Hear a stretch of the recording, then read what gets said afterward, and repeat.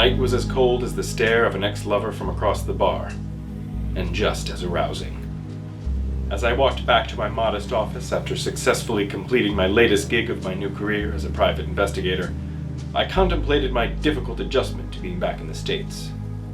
After facing combat against the Germans in Europe, I hadn't been sure what the purpose of my newfound life was, but now I felt like I had finally found my footing in the brave new world of post-war America. Even though I had no family left to call my own, I at least had a job that kept food in my belly and a roof over my head. With my clients satisfied and my ample check deposited, I thought that my long day was over. Little did I know that it was really just about to begin.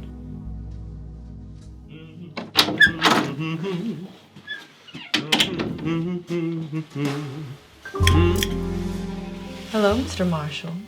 How did you get in here? I broke in like a petty crook.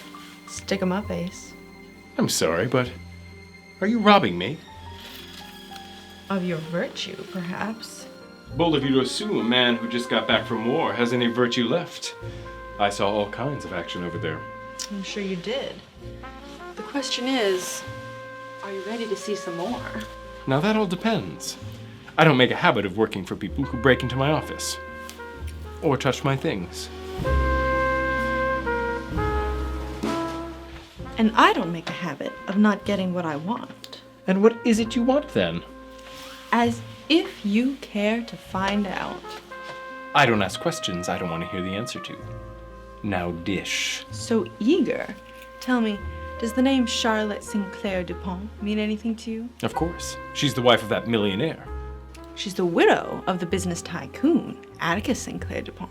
Yes, he died last month. Oh, my condolences. Now, what is this widow to you? I work for her, and it just so happens she's in need of a private investigator's services. Oh, really? In that case, please have a seat. No, please. You have a seat. No, please, I must insist. No, really. All right, then.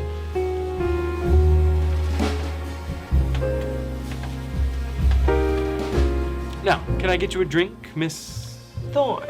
Brandy Thorne, and no thanks. I already helped myself to your liquor cabinet. As the saying goes, the Lord helps those who help themselves. Wouldn't you agree, Mr. Marshall? I'd say those who rely solely on the Lord's help would surely not be seeking the assistance of a private investigator such as myself. And please, call me Jack. Now, what can I do for your employer, Brandy? It's a sensitive matter. Should you be interested and your schedule allow, she was hoping to discuss it with you in the privacy of her own home. Consider my interest piqued. I'd be honored to hear what Miss St. Clair Dupont has to say. Settled then. Come along. We don't want to keep you waiting.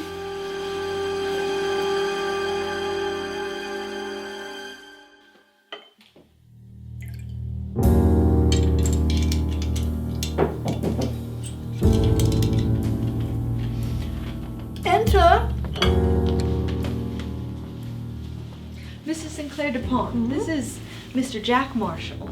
It's an honor to meet you, ma'am. Well, I'm sure that it is.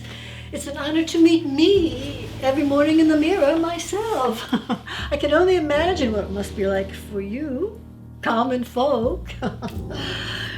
I presume Brandy has informed you that I am interested in enlisting your private investigative services. She has. And what exactly would those services be?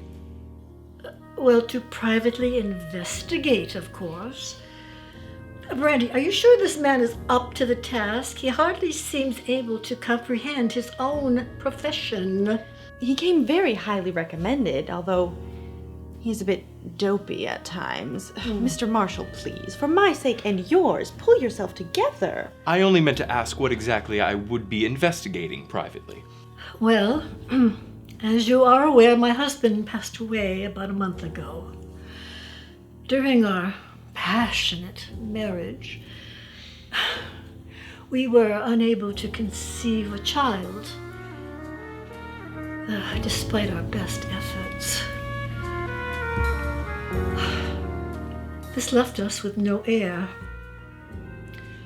However, Atticus confessed to me on his deathbed that he had an infidelity. Ah, an infidelity that led to a child by chance. Thank you for that crude presumption, Mr. Marshall. Alas, you are correct. At the time, I would have been furious, of course. But now, I am in want of an heir, so this seems to be a welcome surprise. Ah, so you wish me to find the child so that they may inherit your fortune? So you're a real fan of jumping in and stealing the dramatic delivery. Oh, aren't you, Mr. Marshall? My apologies, ma'am. My husband's last will and testament stipulates that when I die, all of our money will go to this illegitimate offspring. Miss Thorne and I have been unable to uncover any meaningful clues about this bastard. So I would like to hire you in the hopes you will have more success. I will, of course, do everything in my power to find this lost child. However, I will need some detail to get my investigation off the ground. I can give you very little information, as this whole affair occurred without my knowledge. But Brandy has done all the research that she could. Yes, the Sinclair DuPont family lawyer, Samuel Knox, was able to locate what limited records are available on the matter. His father, Jeremiah Knox, who passed away a few years ago, was Mr. Sinclair DuPont's lawyer at the time this incident occurred and did his best to cover it up in his files. I'll take you to meet with Sam, and then you can continue the investigation from there. Excellent. Impress me, Mr. Marshall, and you shall be rewarded handsomely. Disappoint me, and you shall live to regret it. Do keep him in line, Miss Thorne. Of course, ma'am. Well, if you will see Mr. Marshall out, I have a date with a cheese fondue fountain.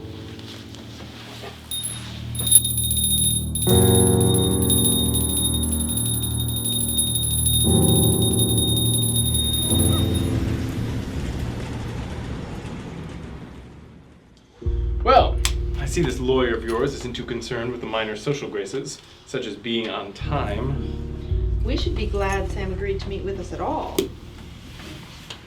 He's been the Sinclair DuPont family lawyer for many years, and he's a valuable resource, even if he is obnoxiously obsessed with me. Obsessed? Do you two have a history? No more of a history than a dog with a flea. Sam is an only child, and he inherited this practice from his father. He's quite used to having things his way, and tends to become a bit cantankerous when people turn it down.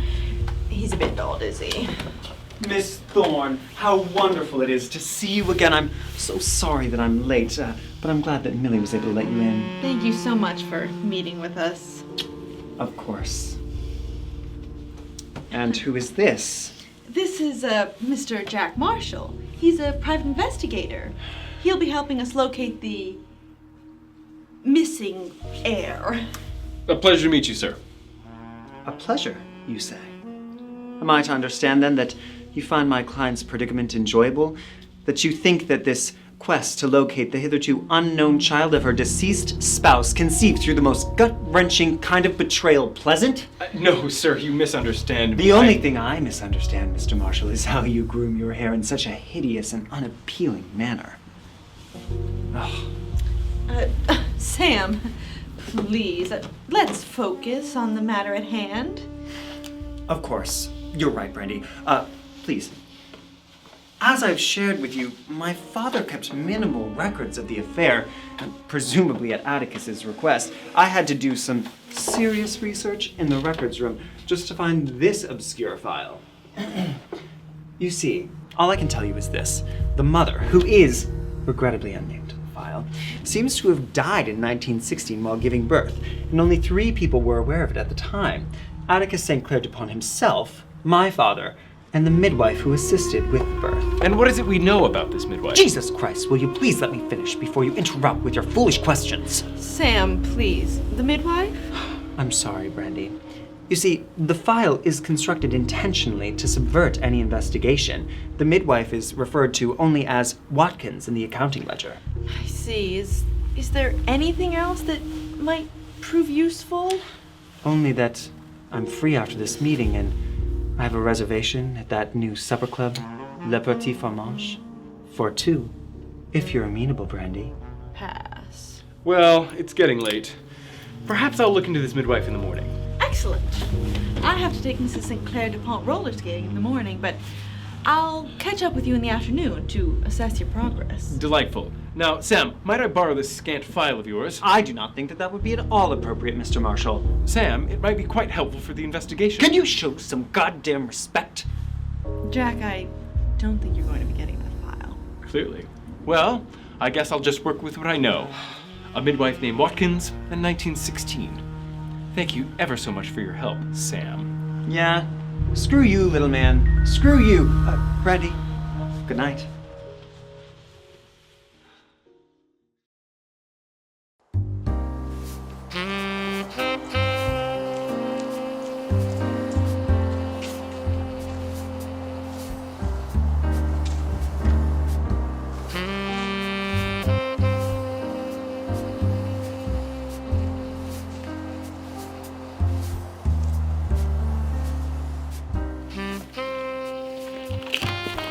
Brandy? Howdy, Dreamboat. I was just on my way to your office. I see that. Well, there's no need to break in this time. Any luck with the midwife angle? Yes, it took some serious digging, but I was able to get in touch with her over the phone. Luckily, she still lives here in town, and she's supposed to meet us here at 4. In that case, shall we? So after I struck out at the health department looking for midwifery licenses with the last name Watkins, I went over to the county clerk's office. My buddy works there, and he pointed me toward marriage licenses just in case there was a name change. I did find an Iris Hamilton who was married to a John Watkins in 1950. So back to the health department I go, and I find an Iris Hamilton was licensed to be a midwife in 1913. I found her original certificate and her old home address. It was just a simple matter of a few well-placed phone calls, and I tracked her down. Wow. Must have all been very simple, since it took you less than a day. Oh, please. I didn't see you out there cracking the case. Don't be ridiculous. The only thing I crack is nuts. Pecans, mostly. Although I have been known to dabble in hazelnuts and Brazil nuts, if you know what I mean. Come in. Hello. Is this Mr. Marshall's office? It is indeed. You must be Mrs. Watkins. Please, Mrs. Watkins is my father. Call me Iris. Indeed. Iris, this is my associate, Miss Thorne. Associate? And here I thought we had something special. Lovely to meet you, Iris. Please, have a seat. Now, Iris, as I alluded to in my phone call, we've called you here to discuss your time as a midwife. What traumatizing days those were. I hate children. And pregnancy honestly disgusts me. Thank God I left obstetrics for asbestos sales. Speaking of which, do you need new ceiling tiles? This one over here. Oh, Right. Iris, please. I think we've got ceiling tiles pretty well covered. I have a guy. What we're really interested in talking about is a child that you helped deliver in 1916 to an unwed mother. What was the mother's name? I'm afraid we don't know. The child's name then? I'm afraid we don't know that either. Well, I'm afraid I need a name if I'm to be of any use. I delivered many children back in the day. We do know that the mother died during childbirth, if that's helpful. I only ever lost one mother. Excellent. Then you can help us out. I'm so sorry. Do you remember any of the details of the birth? The mother's name or what happened to the child afterwards? How could I forget? Her name was Lola Blackwood. She was so young and scared. I never met the father of the baby. She told me he was rich and married to another woman. I only ever saw his fancy lawyer. He attended the birth and became very involved in what happened to the little boy after Lola died. So the child was a boy. Yes, 7 pounds, corn silk blonde hair, and incessantly vociferous, even for a newborn. The lawyer, was his name Knox? Jeremiah Knox? Yes, Jeremiah. I remember him well because he insisted on accompanying me to the orphanage where the poor boy was going to be raised. It was a sorrowful affair. But I was happy to be rid of the little space alien looking creature. Jeremiah looked like a space alien? No, Mr. Marshall, the baby. Right.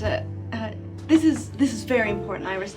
Do you remember the name of the orphanage you and Mr. Knox took the baby to? That is the easiest question you've asked me all evening. It was St. Thaddeus' home for troubled and unwanted boys.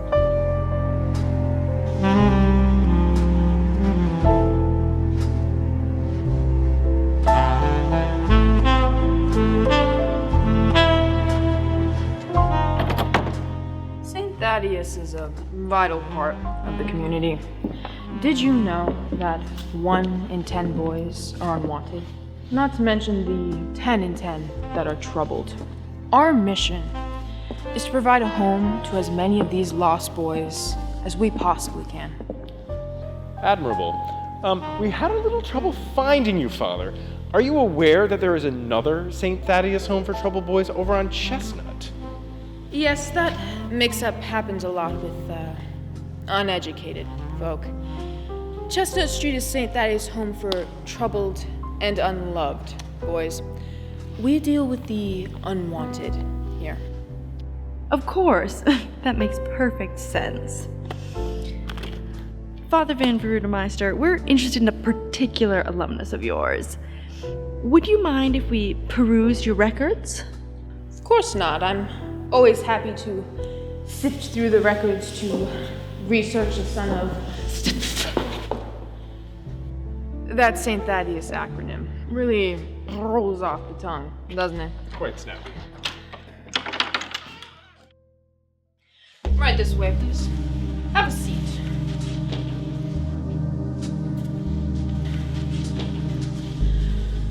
Remind me again the name of the owner of the wretched loins this bastard allegedly crawled out of.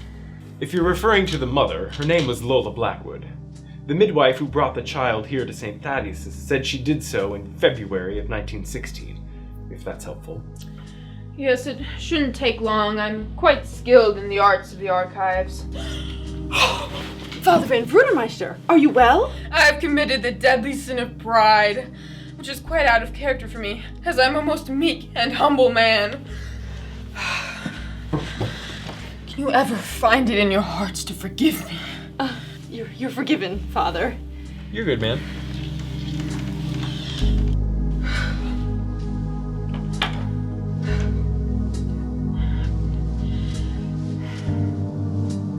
Blackwood! This little eager beaver is a crazy geezer. You can say that again. I'm actually not sure that I can. It's a bit of a tongue twister. By the sweet blood of Christ! I knew I'd find it. Bazinga. You found the file?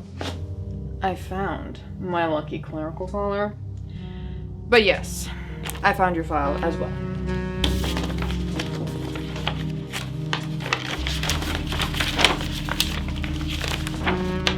Here. There's an entry for February 23rd, 1916. A woman, Iris Watkins, accompanied by a man named Jeremiah Knox, leaves an unwanted and or troubled baby at St. Thaddeus's. The boy's last name is Blackwood, and the orphanage staff give him a name in honor of the first prophet of Israel. If there's one thing we love here at St. Thaddeus, it's prophets. I'm just kidding. This is a non-profit organization. That's just a little prophecy-related joke we like to tell. Right. What else? There's just one other entry, the next day, February 24th. Samuel Blackwood is adopted. Adopting party. Bernice and Jeremiah Knox. You know, I knew a Bernice once. Her mother was friendly with my mother. Have either of you ever professionally cleaned organ pipes before? Because there is something in there. So all this time, Sam Knox has been the sole heir to the Sinclair DuPont fortune? I just don't understand why Jeremiah would adopt his boss's illegitimate child. Did Atticus ever find out? Did Jeremiah ever tell Samuel the truth? Sam couldn't have known. I mean, if he had, he would have claimed the rights of the inheritance the second he looked at Atticus' will. We have to get to Sam's office right now before he leaves for the night. We have to tell him. My whole life is a lie. So I take it you didn't know you were adopted. No, I had no idea. And I take it you didn't know that that shade of gray is only appropriate for summer wear? Sam, I know this is a lot to take in, but you of all people know that this changes everything. You're the sole heir to a tremendous fortune. I can't deny that there is a distinct silver lining to my entire childhood being built on a massive and ubiquitous deception. Mrs. Sinclair DuPont will be gobsmacked to find out you're Atticus' son, although I'm sure she'll be pleased that the family money will be going to someone she knows, however peculiar the circumstances. And speaking of family money, I should accompany you and Sam to give my report to Mrs. St. Clair DuPont, and of course to receive my payment. Typical. Of course all you're thinking about is your share of my newfound wealth. I'm certain you'll be compensated fairly, Mr. Marshall, but I think it would be wise to lend my employer some privacy during this delicate moment. I'm not sure how she'll take the news. Yeah. Shut off, little man. It was my hard work that led to this discovery. I should like to be there. And I should like to have an excuse to see you again. I'll be in touch with your payment shortly.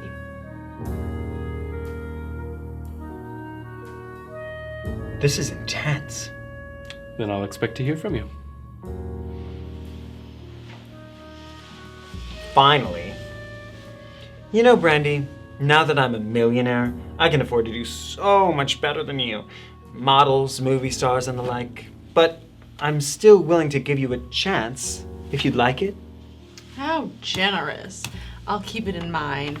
Now, let's go see your new stepmother.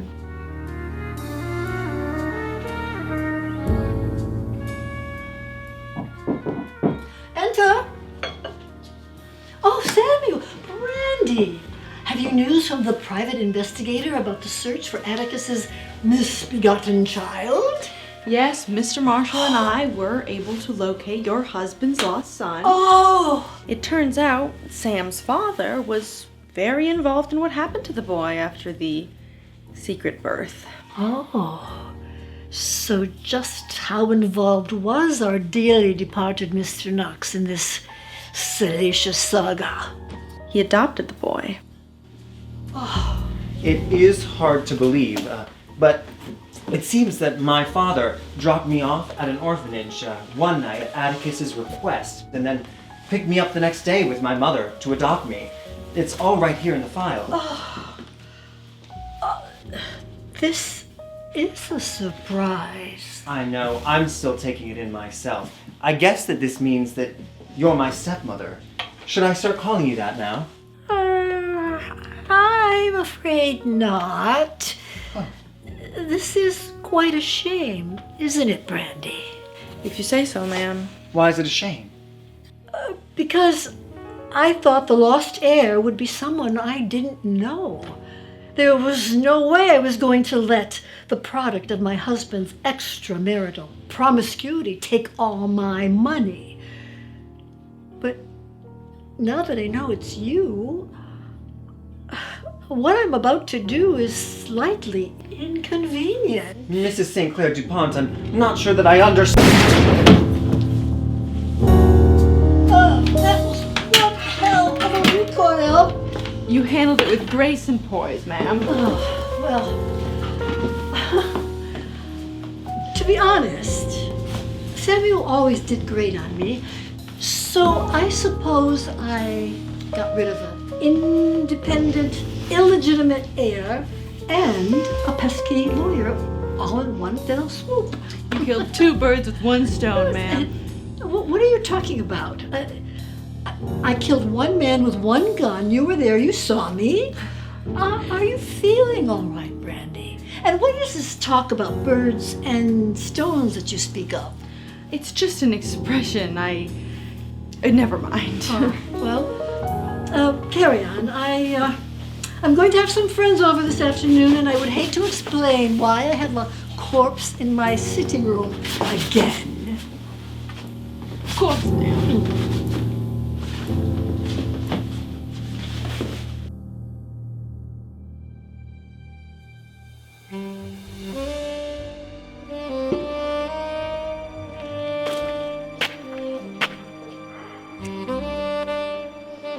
Jack, glad I caught you.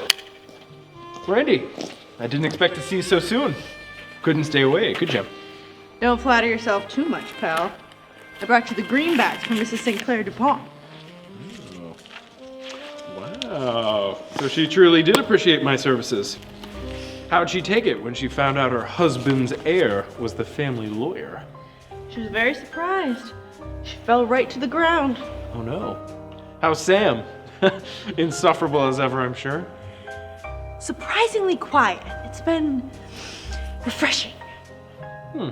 Well, since you're here, you wanna step inside, grab a nightcap? Love to, but I gotta get home and feed the cat. Well, I can walk you there. Lead on. You know, Brandy, I didn't expect to enjoy working with you half as much as I did. I'll miss it. How touching. I wouldn't have guessed you were the sentimental type. And I wouldn't have guessed you were the only thing I'd be able to think about lately. Apparently you're also the hopelessly romantic type. I'm serious, Brandy. You do have feelings for me, don't you? I can't say I don't find your company bearable. Maybe even pleasant at times. So you admit my feelings aren't one-sided. Perhaps we should spend a little more time together. Maybe we could cut a rug at that supper club Sam mentioned, Le Petit Fromage. As much as I'd love to bust a groove, you don't strike me as a ducky shin cracker. Oh, I'm full of surprises, Brandy. Is it a date? Tempting, but I'll have to take a rain check.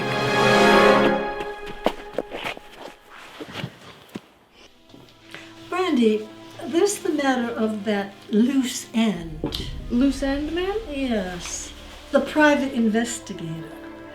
I would hate it if he found out about Sam's disappearance and then took it upon himself to go to the authorities with his newfound knowledge. Understood. I'll take care of it.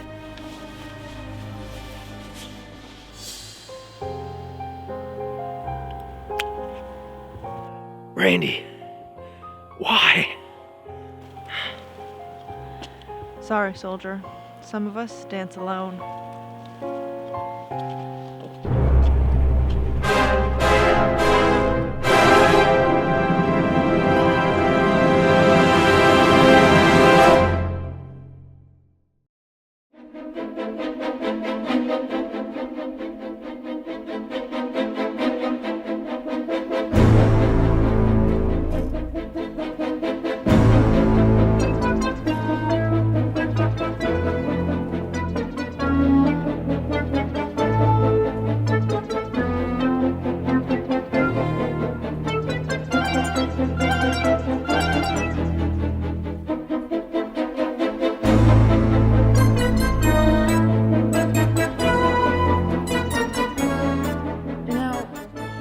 I'm not really sure what size organs you've done before. I can handle it.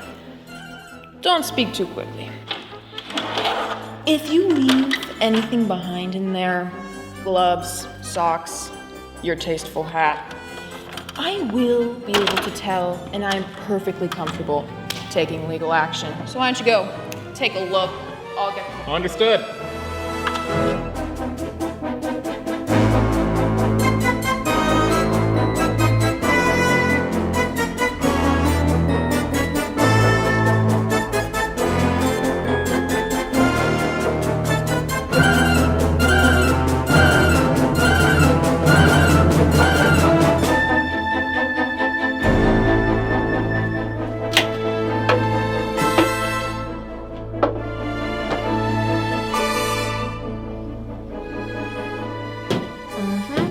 I am never wrong about my tiles. McCarthy, call that weird cousin of yours. We need more manpower. We also need probably 10 boxes of asbestos. We're gonna put the Wizard of Oz to shame.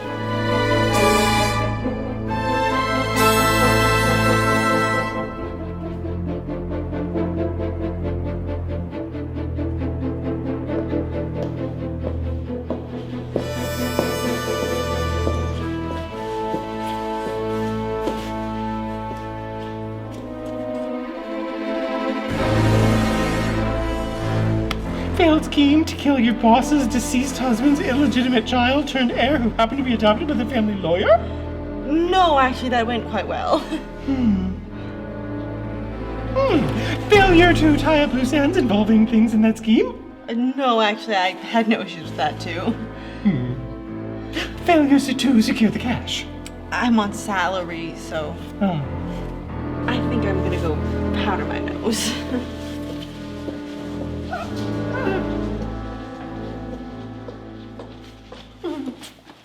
Failed attempt to recruit a complete stranger into a harebrained scheme of yours? How did you know? Too bad, baby. Listen, I've got a job plan that's balls to the walls. I mean, completely outside the box. You in? Yes! One question. Did I leave my stove on? Girl, are raccoons the cute bandits of the natural world? Hell yes. Let's go.